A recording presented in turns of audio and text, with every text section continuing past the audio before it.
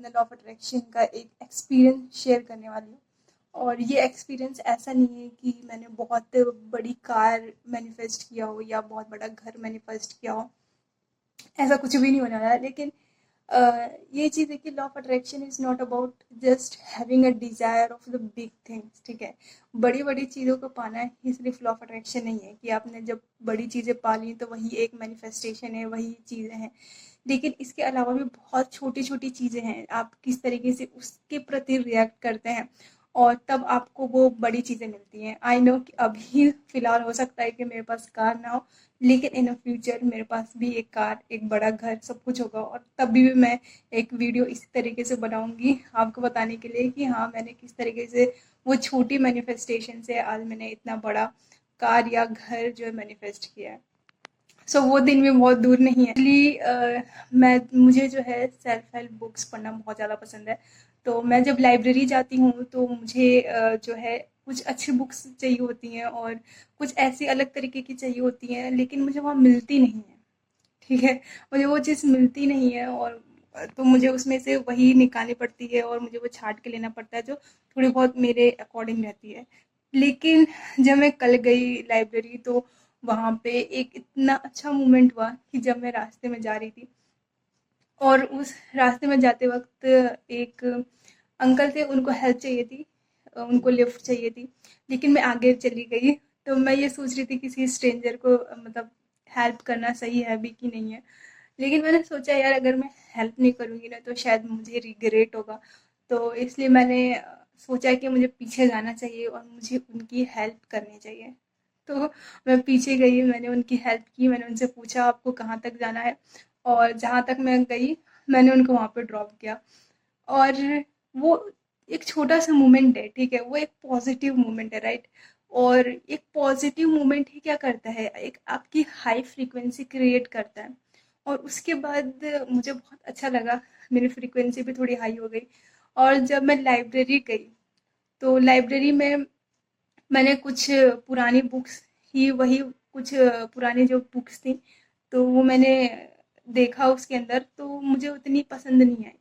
लेकिन वहाँ पे एक लाइब्रेरियन थे, उन्होंने बोला कि आप जो है उस एक ड्रॉ था उस तरफ जाके देखिए।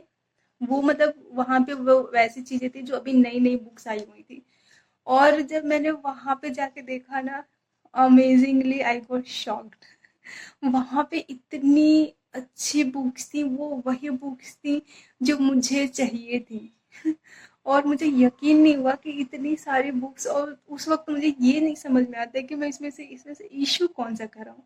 क्योंकि वो सारी बुक्स ही ऐसी थी जो हमेशा से मुझे चाहिए थी और मुझे नहीं पता था कि उस लाइब्रेरी में मुझे मिल जाएगी वो बुक्स। तो आप ये चीज़ देख सकते हैं कि किस तरीके से एक पॉज़िटिव मूवमेंट की वज़ह से मैंने अंकल की हेल्प की, वो एक पॉजिटिव मोमेंट था और उसके वजह से ही मैंने एक हाई फ्रीक्वेंसी वाली एक मूवमेंट क्रिएट किया और उसको मतलब अट्रैक्ट किया, राइट। आप कह सकते हैं उसको मैंने क्या किया, अट्रैक्ट किया। तो यही चीज़ें होती हैं। अब डेली लाइफ में जो चीज़ एक्सपीरियंस कर रहे हैं ना, वो चीज़ देखो कितना ब्यूटीफुल है ये चीज़। और ये वहीं अगर मैं बाकी जैसे मैं नॉर्मल जब लाइब्रेरी जाती हूँ, अगर मैं वो देखूँ, वो सिचुएशन देखो कैसे होता है कि मैं जाती हूँ। और नहीं, उसके एक दिन पहले का सिचुएशन बताती हूँ क्या हुआ था। कि मैं जो है लाइब्रेरी के लिए निकली घर से, ठीक है। जैसे ही मैं लाइब्रेरी के लिए निकली, उसके बाद वो ट्रैफिक जैम हो गया। तो मैं मन में सोच रही थी क्या यार, ट्रैफिक जैम अभी होना था और वो काफ़ी देर तक लगा रहता है। तो थोड़ा सा एंग्री मोमेंट था। और जब मैं वहाँ पे पहुंची लाइब्रेरी, तो क्या हुआ, लाइब्रेरी बंद थी। लाइब्रेरी बंद थी क्योंकि उस दिन ट्यूसडे था और ट्यूसडे को वो लाइब्रेरी बंद होती है। तो आप सिचुएशन देख रहे हैं कि वो जो एंग्री मोमेंट था, जो एंगर मोमेंट था, वो क्या था, वो आपका एक नेगेटिव फ्रीक्वेंसी क्रिएट करता है और वो एक नेगेटिव एनर्जी है, ठीक है। तो उस एनर्जी ने क्या अट्रैक्ट किया, एक नेगेटिव मूवमेंट को अट्रैक्ट किया, राइट। तो यही लॉ ऑफ अट्रैक्शन है, ठीक है। आप डेली लाइफ में जो चीज़ें क्रिएट कर रहे हैं, जो चीज़ें आप देख रहे हैं, जो चीज़ें महसूस कर रहे हैं, वही चीज़ें हैं कि आपको आपकी लाइफ में मिलने वाली हैं। तो अगर आप अच्छा फील नहीं कर रहे हैं तो आप अपने फीलिंग को चेंज कीजिए और एक पॉजिटिव मोमेंट्स क्रिएट कीजिए, क्योंकि ये लाइफ ना बहुत इंजॉयबल है, एक गेम की तरह है। लव अट्रैक्शन उस तरीके का नहीं है जैसा मैं बहुत पहले समझती थी। मैं मतलब पहले मेरी लाइफ में था कि law of attraction is just like a technique, कि मैंने 555 कर लिया, मैंने 369 कर लिया, दोपहर में लिख लिया, शाम में लिख लिया, तो वो एक तरीके का ना जबरदस्ती वाला काम हो जाता है। लेकिन जब आपको ये गेम के बारे में पता चल जाता है ना कि खेलना कैसे है, तो यही एक गेम है, जैसे मजा आ जाती है। जैसे कि अभी मैंने ये चीज नोटिस की और आप देखो, इतना हाई वाइब्रेशन मैंने मतलब मजा आ गया था मुझे वो बुक जब मिली, और मैं वो बुक दिखाती हूँ, मैंने जो 2 बुक इश्यू कराई थी जो मैं हमेशा से चाहती थी कि मुझे मिल जाए, उसमें से एक बुक जो है ना वो ये है, वेट अ मिनट, वो ये है द पावर। आपने द सीक्रेट पढ़ी होगी ना, तो जो सीक्रेट जो बुक है जिन्होंने लिखी है उन्होंने ही ये लिखी है, द पावर बुक। और ये बुक भी उतनी ही अच्छी है जितनी द सीक्रेट बुक है।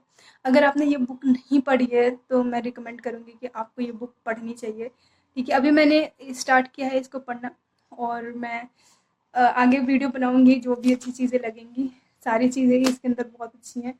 और जो दूसरी बुक है वो ये है, which is this one, the universe has your back. ठीक है, ये मुझे चाहिए थी और मुझे मिल गई। और भी कई सारी बुक्स थी वहाँ पे जो मुझे पसंद थी, लेकिन खैर वहाँ पे सिर्फ 2 ही एक बार में इशू करा सकते थे, तो इसलिए मैंने ये 2 बुक इशू कराई हैं। और सच में ये दोनों बुक बहुत अमेजिंग है। और यही चीज़ है यार, मतलब लाइफ में क्या है ना कि आपको पॉजिटिव चीज़ों पे ध्यान दो। ठीक है, पॉजिटिव चीज़ों पे ध्यान दो, और आपके पास, तो इसलिए ना हर एक चीज़ एक फ्रीक्वेंसी है। और ये बुक आप देखेंगे कि मुझे बहुत पहले से ही चाहिए थी लेकिन मुझे नहीं मिली, बिकॉज कि आपको उस तक पहुंचने के लिए ना आपको उस फ्रीक्वेंसी में वाइब्रेट करना बहुत इंपॉर्टेंट होता है। ठीक है, और जब आप उस फ्रीक्वेंसी में आ जाते हैं तब आपको वो चीज़ें मिल जाती हैं।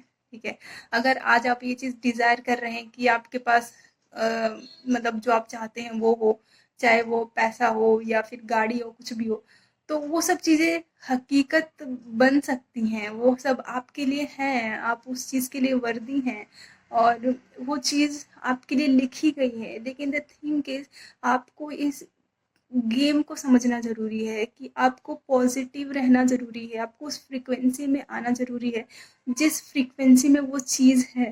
ठीक है, और अगर आप चाहेंगे तो मैं इस पर एक डिटेल वीडियो भी बना दूंगी on the basis of the frequency, और भी डिटेल होगा।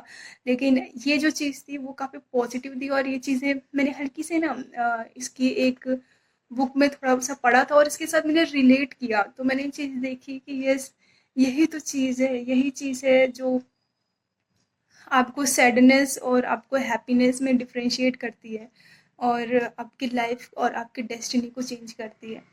सो आई होप सो कि आपको ये वीडियो अच्छा लगा होगा। अगर आप चाहते हैं कि मैं और भी वीडियो बनाऊं जैसे कि इस पे फ्रीक्वेंसी पे, तो बता दीजिएगा। और होप सो आप सब बहुत बढ़िया होंगे, and thank you for watching my video. Bye bye.